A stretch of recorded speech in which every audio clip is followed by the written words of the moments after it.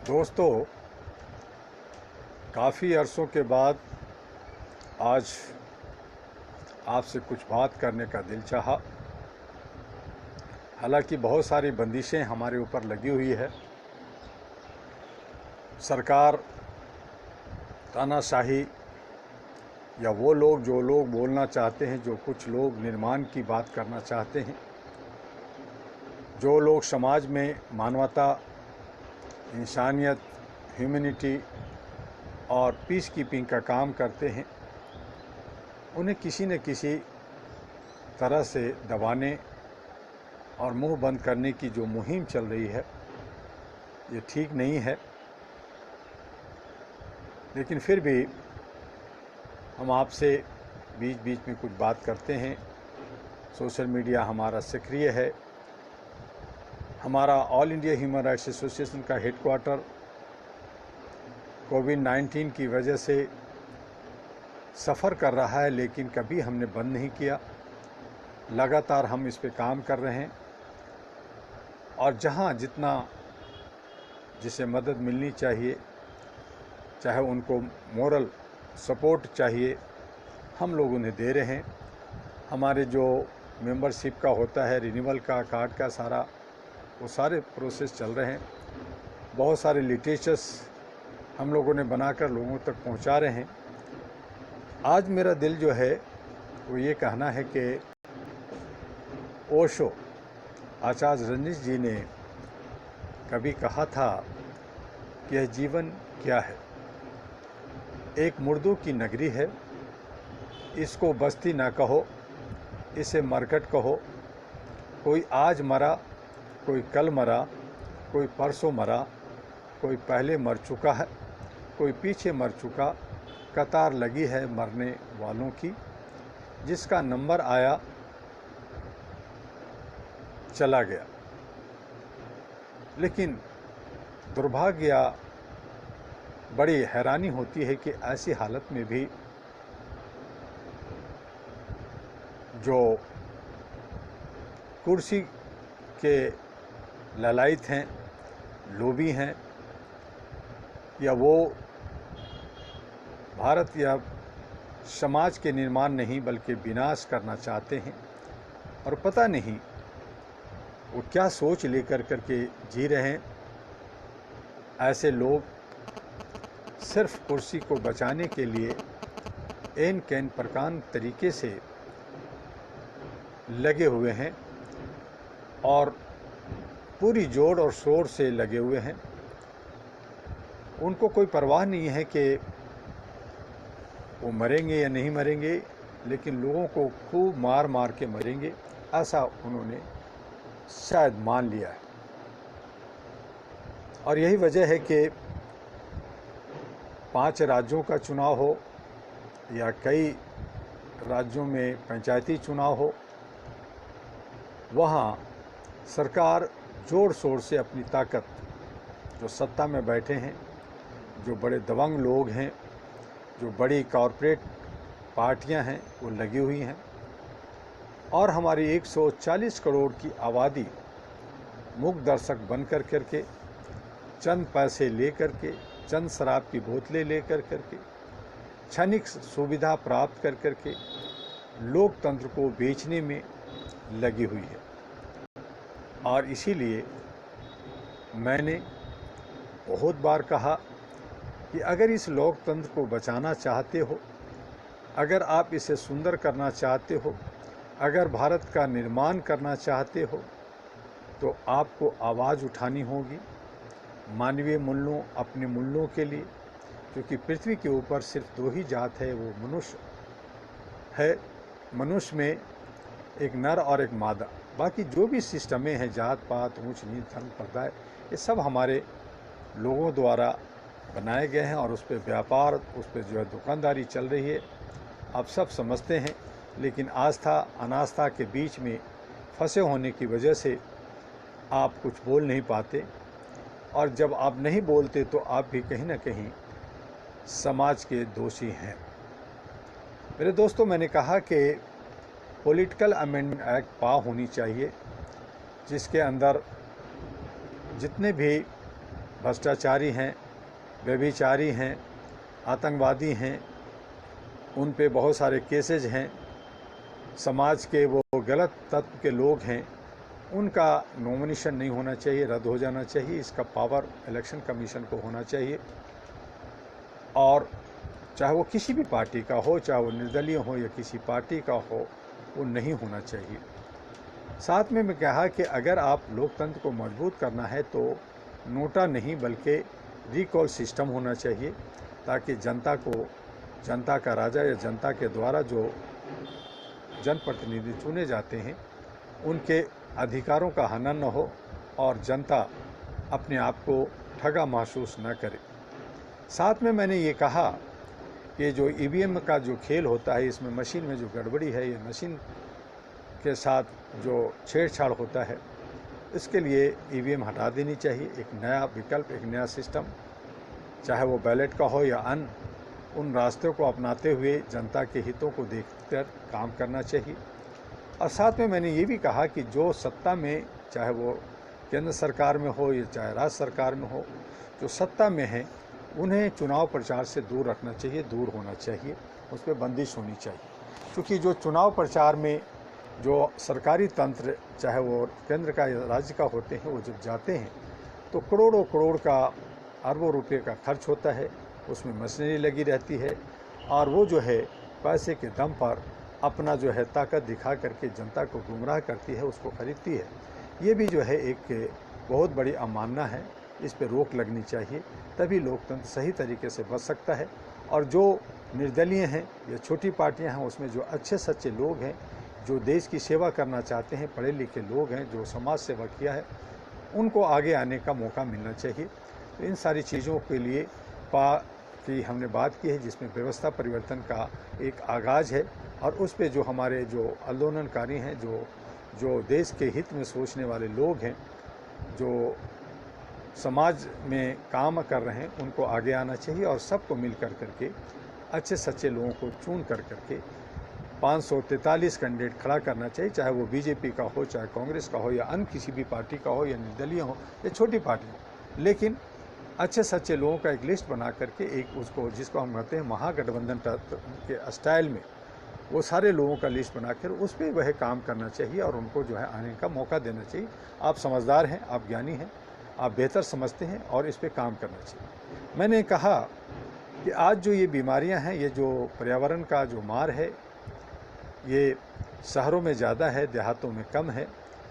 रात में ज़्यादा होता है, दिन में कम होता है। भीड़ जहाँ हमारे लीडर्स जाते हैं वहाँ कोरोना नहीं होता, वहाँ महामारी नहीं होता, और बाकी जगह पे आम जनता जो सीधी सादी भोली है उनको कोरोना पकड़ लेता है।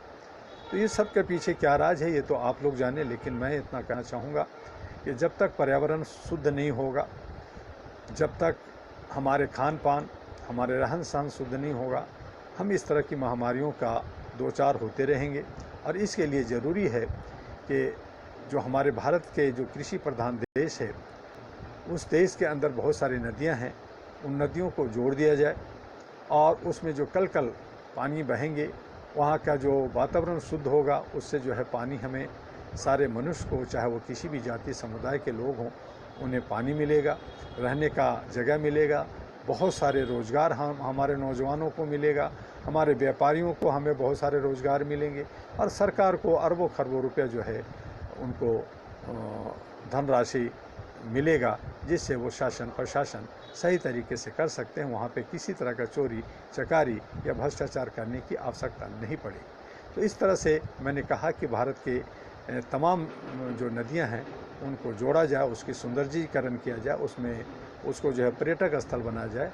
और अगर ऐसा होता है तो आप मान लीजिए कि सही माने में भारत जो है फिर से विश्व गुरु और विश्व महान हो सकता है, एक नया भारत बन सकता है, जिसके आप बार बार कहते हैं कि नया Bharat, new India, shining India. तो ये तब हो सकता है जो भारत के तमाम नदियों को जोड़कर उसका विकास किया जाए, तो ये सारी हो सकती है। साथ में दिल्ली में मैं रहता हूँ, दिल्ली जो है भारत की राजधानी है और ये जो है पूरे विश्व में दिल्ली का नाम होता है। दिल्ली के अंदर जो है हमारे बहुत सारे विदेशी पर्यटक आते हैं और यहाँ से ही देश के अन्य भागों में जाते हैं।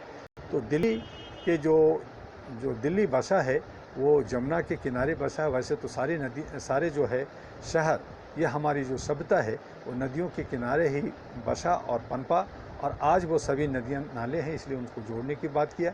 और साथ में दिल्ली की जो जमुना है उसकी सौंदर्यीकरण हो, उनके दोनों पार्टों पे जो है रोड्स हों और बाग बगीचा हों, इसमें स्टीमर चलें, इसमें नाव चलें, तो ये एक बहुत बड़ा पर्यटक स्थल बन सकता है। जिस तरह से लंदन की थेम्स नदी के किनारे बसा हुआ आज जो है वहाँ बहुत सारे टूरिस्ट उसको देखने जाते हैं, उस वहाँ जो है बैठते हैं और बहुत सारे फ़ोटोग्राफी करते हैं। तो इस तरह से हमारे जो है ये एक पर्यटक स्थल बन सकता है और पूरे विश्व में हमारा दिल्ली, हमारे भारत की राजधानी का नाम ऊंचा हो सकता है, और जिससे आप जो है विश्व गुरु हो सकते हैं। साथ में दिल्ली के अंदर जो इतनी सारी महामारी हैं, इतनी सारी बीमारियां हैं, वो सारे ख़त्म हो जाएंगे, पर्यावरण अच्छा होगा, यहाँ के साग सब्जी, यहाँ के फल फ्रूट, यहाँ के जो बाकी चीज़ें हैं वो सब शुद्ध होंगे। जो आज अमोनिया और बहुत सारे कार्बन से भरे पड़े होते हैं, और हम जो पानी पीते हैं वो जो है मल मूत्र का होता है। आप चाहे कितना भी साफ़ करके बिस्लरी बना लें, कुछ भी कर लें,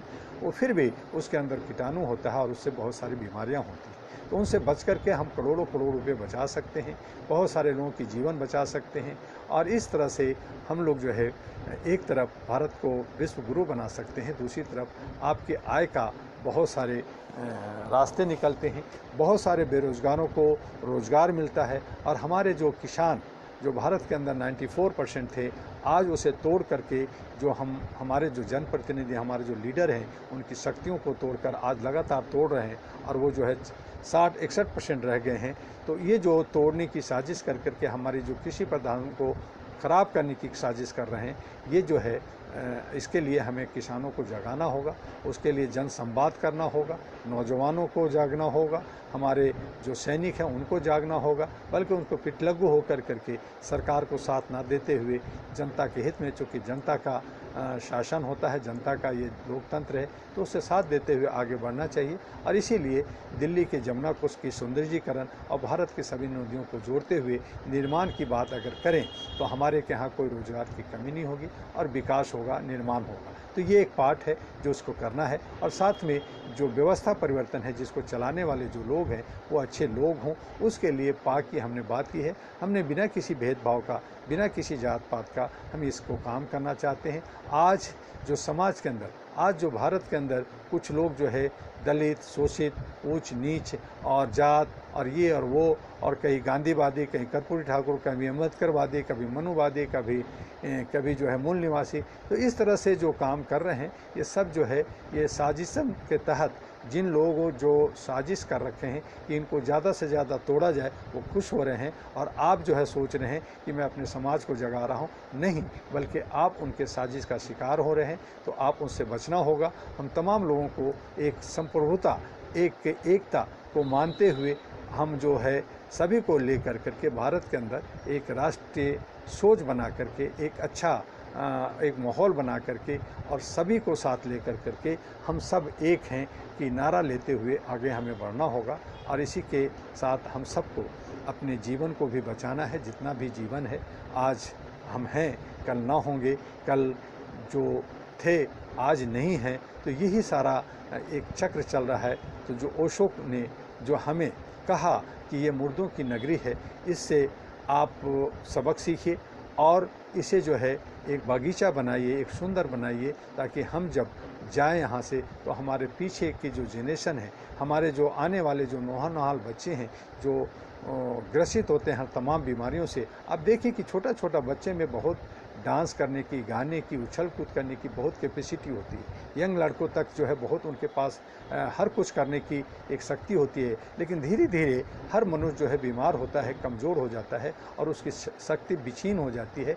ज्ञान तो बहुत मिलता है, विज्ञान भी काफ़ी तरक्की किया है, लेकिन उसके बाद भी हम जो है अज्ञानी की तरह ज़िंदगी जी रहे हैं। इस मुरघट में, इस मुसाफिर खाना में जी रहे हैं। तो इस मुसाफिर खाना में को सुंदर बनाने के लिए हम ही आपको जो समय बचा है, जो जीवन बचा है, उसको हम सार्थक बनाते हुए सही रास्ते पे चलें, यही हमारा कहना है। आपका डॉक्टर एमी दुआ, राष्ट्रीय अध्यक्ष all India human rights association.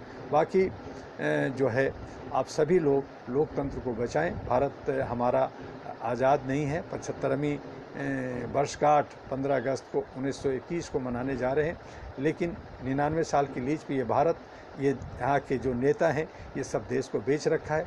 मैं अगर देश का, बहुत सारे लोग कहते हैं कि प्रधानमंत्री होता तो सबसे पहले जितने नेता हैं उनकी सारी जो अकूत संपत्तियां हैं उनको निकाल करके जनता के सामने बांट देता, उनके विकास के लिए, भारत के निर्माण के लिए काम करता, सारे नदियों को जोड़ता, दिल्ली के जमुना नदी का सौंदर्यीकरण करता, और फिर भारत के जनता इतना खुशहाल होती कि उसे 50 साल तक किसी तरह का कोई टैक्स देने की ज़रूरत नहीं होती। वो अमन शांति के साथ, ये कृषि प्रधान देश है, वो रहता। हमारे जो किसान भाई हैं वो हरियाली के अंदर रहते, वो खुश रहते। आज वो भी बीमार रहते हैं, वो भी ग्रसित रहते हैं, वो भी दुखी रहते हैं, वो भी आत्महत्या कर रहे हैं। तो इस तरह का उनको नहीं होता। आज जो 94% से 60-61% पे आ गए हैं, उन्हें जो है आज हमारा कृषि प्रधान में 94 से 95-96% हमारे कृषि के लोग होते। हमारा कृषि जो है उद्योग होता, और जो है पूरे विश्व जो है हमसे अनाज मांगता, हमारे ऊपर देखता, हमारी नकल करता। हम आज नकल कर रहे हैं। छोटे छोटे देश जिनके पे हम उंगलियां उठाते हैं वो आज हमसे बाहर जा रहे हैं। ज़रूरत है हमें आगे बढ़ने का। जो लोग, जो देश, चाहे हमारे पड़ोसी देश हैं, चाहे बांग्लादेश है, पाकिस्तान है, अफ़गानिस्तान है, श्रीलंका है, भूटान है, नेपाल है, तो ये सारे हमसे आगे निकल रहे हैं और हम उनको रोना रोते हैं, ऐसा हो गया, वैसा हो गया। अपने आप को देखें, अपने को करें। जिस तरह से आज समाज के अंदर 140 करोड़ लोग अपने लालच में, लोभ में, पैसा चाहिए, उनको काम चाहिए, बाकी दुनिया भाड़ में जाए, जिस तरह से आप ये सोचते हैं, उस तरह से अगर देश के लिए सोचें कि हमारा देश सुंदर हो, हम सब अच्छे हों, हमारा समाज अच्छा हो, हमारा परिवार अच्छा हो, तो मैं समझता हूँ कि भारत अच्छा होगा और हमारे यहाँ की जनता जो है खुशहाल ज़िंदगी जिएगा। बस आज इतना ही। आप ज़्यादा समझते हैं, इसे आप ज़्यादा से ज़्यादा लाइक करें, शेयर करें और इसे फॉरवर्ड करें। आप हमारे बहुत सारे डॉक्टर दुआ, अहरा, अहरू, ahra.org, ahru.org, ahranews.org और anp.org.in, ये 4 वेबसाइट हैं, उन पे जाएं। फिर भी भारत के अंदर बहुत सारे ठग, बहुत सारे गलत लोग, बहुत सारे तत्व ह्यूमन राइट्स के नाम को बदनाम करना चाहते हैं। पैरेलल तरीके से अकाउंट खोल करके, पैरेलल तरीके से कार्ड बना करके काम करते हैं। उन सब से सावधान रहना है। और हमारे सभी सोशल मीडिया में हमने आपको जो है मेंबरशिप फॉर्म और स्ट्रक्चर ये सब डाले हैं। अब इनको ज़्यादा से ज़्यादा लोगों को समझाएं। ये भारत की नहीं बल्कि एशिया की पहली सिविल सोसाइटी है जो United nation, international bar association London, international bar association USA से जुड़ा हुआ है। भारत के कई अथॉरिटी से ये प्यार मोहब्बत पाता है। ये जो है सारे ब्लेसिंग लेकर करके एक संवैधानिक तरीके से, गलत तरीके से नहीं, बल्कि भारत के जो कानून है, जो हमारा प्रेम्बल है, जो हमारा संविधान है, हम उसी तरीके से चलते हैं। जहाँ कहीं खामियां हैं उस पर हम लोग उंगली उठाते हैं और कहते हैं कि इसको बदलने की ज़रूरत है। वक्त के साथ जो मांग है उसको बदला जाए, उसको काम किया जाए। और यही वजह है कि हमने जो 3 जो शब्दों को, जो हमने जमुना नदी और भारत के सभी नदियों को जोड़ने की बात की, जो पॉलिटिकल अमेंडमेंट एक्ट पा को हमने बदलने की जो बात की है, इसकी सभी मीडिया को, भारत के प्रधानमंत्री, गृह मंत्री और चीफ जस्टिस और इलेक्शन कमीशन को मैंने लेटर द्वारा भेज दिया है। और बहुत सारे लिटरेचर के द्वारा हम लोग कोशिश कर रहे हैं। हमारे 36 राज्यों में जो 714 जो सेंटर्स हैं वो भी लगातार काम कर रहे हैं, बहुत अच्छे काम कर रहे हैं। कई हमारे सेंटर के साथ साथ हमारे बहुत सारे कोऑर्डिनेटर्स हैं, बहुत सारे गवर्नर्स हैं, बहुत सारे हमारे एम्बेसडर हैं जो बहुत अच्छे काम कर रहे हैं। हम उनको धन्यवाद करना चाहते हैं इस वीडियो के माध्यम से, और हम उनको आशीर्वाद देना चाहते हैं कि वो जो है तन मन धन से जिस तरह से भी वो काम कर रहे हैं अहरा के लिए, वो आगे भी काम करते रहें। ये अहरा सबका है, हम सबका है, और हमें इसे आगे बढ़ाना है उन काले नज़रों से, उन शैतानों से जो लोग मानवीय मूल्यों को बाज़ार बना रखा है, दुकान बना रखा है, और गलत तरीके से बिना मिशन और बिना कोई उद्देश्य का वो जो है समाज के अंदर बुराइयां फैलाते हैं और लोगों को भड़काते हैं। उन तमाम चीज़ों से हमें आपको बचना होगा और अच्छे और सच्चे मन से आगे मानवीय मूल्यों के लिए एक ह्यूमन चैन बनाते हुए, एक ह्यूमन लाइब्रेरी बनाते हुए हमें आगे बढ़ना है। बस आज इतना ही। जय हिंद, जय भारत, नमस्कार। आपका डॉक्टर इमरान।